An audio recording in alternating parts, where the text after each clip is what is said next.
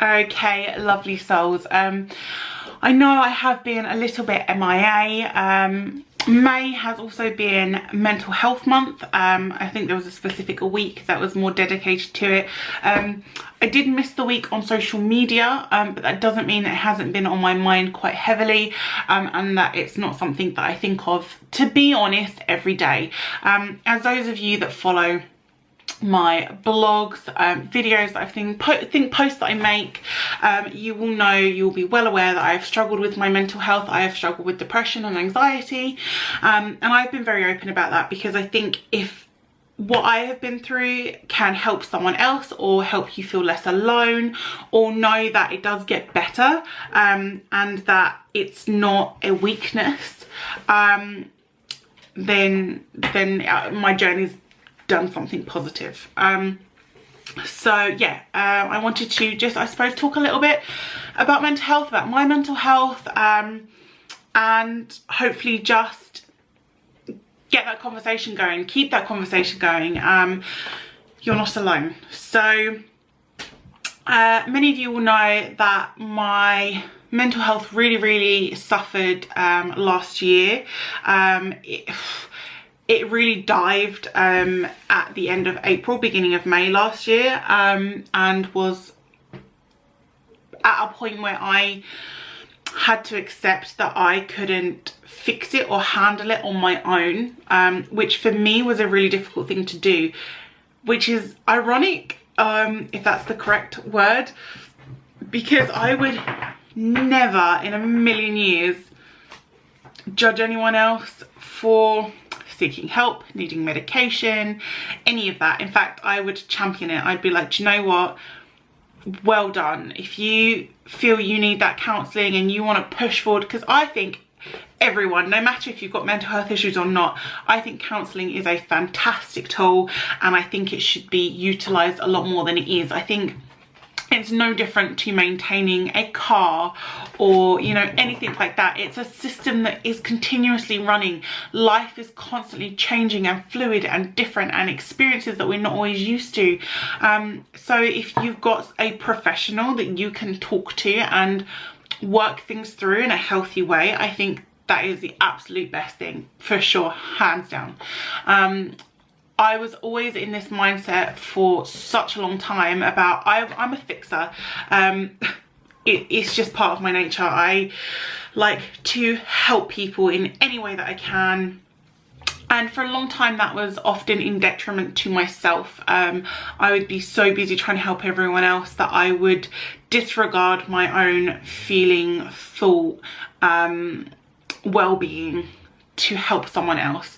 And I think that's part of learning to navigate your mental health and your self-care, is those boundaries within yourself and that health within yourself. It is all well and good to care about other people, absolutely, be kind, be compassionate, but you have to extend that to yourself. If you're not kind and compassionate to yourself, you cannot be kind and compassionate to anyone else, because fundamentally you're gonna run out of fuel. You're gonna run out of steam and batteries and all the other analogies you can think of, and eventually you're gonna be pouring from an empty cup that's gonna have nothing to give, and it's gonna be at detriment to you.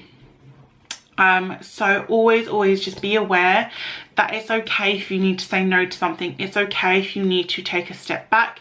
It's okay if you have to remove yourself from a situation. You have to do what's best for you.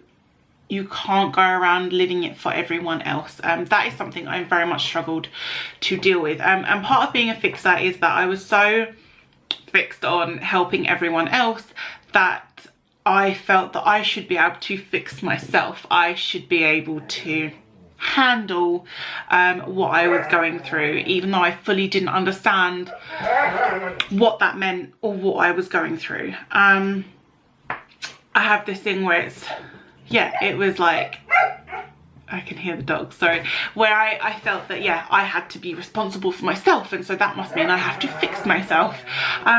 No, Gabs, no. it's okay to ask for help. It is okay to seek professional help. It is okay to talk to friends, ask people, have medication if that is what you need, if that is what helps you get to a point where you can be stable and secure in yourself and be at a point where you can unravel and unbox all that stuff that you've carried with you for so long. Do it.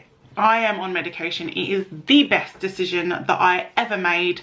It has been a huge turning point for me. It has given me that distance from depression, because of course I cannot iterate this enough. Depression is a chemical imbalance. It is not your fault. It is not in your control necessarily. Don't get me wrong, I think we have control of, in the sense of the self-care levels and stuff, and working on our well-being and our mindset. I think that's within our control, but depression does take hold. It is one of those things. So I think don't blame yourself if you are suffering. That's not going to help anyone. So yeah, it gave me that distance and that clarity to actually begin to unbox and realize that actually, yeah, Gabs, you've been through some real crap in your life, and it's no wonder you feel like this, and it's not normal, the stuff that you went through, and not everyone goes through that. And yes, some people have it harder, but that doesn't mean that your problems are invalid or mean less. And I think that's something that's so important as well. It's very easy for people to go, well, other people have got it worse, and it's like, yeah, okay, they do. I am not saying that they don't, but that doesn't mean that your problems and your emotions and your feelings aren't valid. You have to honor that. You have to honor yourself, and you have to honor how you feel. No one else is going to do that for you. You have to do that for you. And that's such a huge part. Honoring yourself and actually listening and owning yourself and your emotions is such a big thing, and it is not easy. I am not saying I am successful at it every single day, because that would be a complete lie. Not like, it's such a process, it's such a learning curve, and you are always going to make mistakes and make weird decisions sometimes, and sometimes you feel like you have to go with your feelings. So if you feel something is good and right in that moment, go with it. At the end of the day, whether it pans out or it doesn't, there is a lesson in there. There is something positive to take from it, no matter what kind of leap of faith maybe that you've taken. I don't know. But there is something for you in that. So yeah, I think depression has taught me a lot. It has taught me that happiness is not obtainable. It is obtainable, but it's not a continual state of mind. I think there was such pressure and emphasis on being happy. I mean, what does that even mean? What does being happy necessarily mean? Because we go through so many emotions during one day. You cannot be happy for the 24 hours in a day. That you're gonna have a different, you're gonna have a moment maybe of frustration or sadness. Even if it's happy tears, it's still a slightly different emotion. You might get frustrated, you might be tired, like you're not always going to be happy 24/7. And I think that's something we need to take that pressure off of ourselves. We need to stop thinking that happiness is some kind of like destination that we have to like run towards full pelt, and that if we're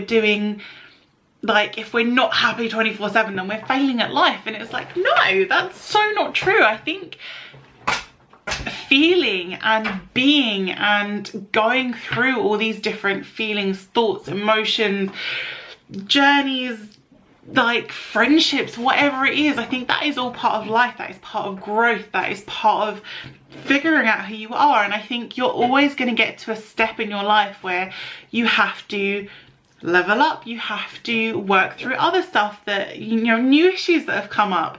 I think we're always going to have things to work through as people, and I think that's a huge part of acceptance, of realizing that we're not always going to have stuff figured out, and that's okay. because I think that can often be such a huge part of the struggle with mental health. And I think so often we see people, especially on social media, it's like this real blessing and curse. And I think it's so easy to look at people and go, they have got their stuff together, they have got everything figured out, and here's me struggling, or here's me still at home, or here's me this, that and the other. And it's like, you don't know the circumstances behind it. You don't know that they are actually that happy, got it together, etc.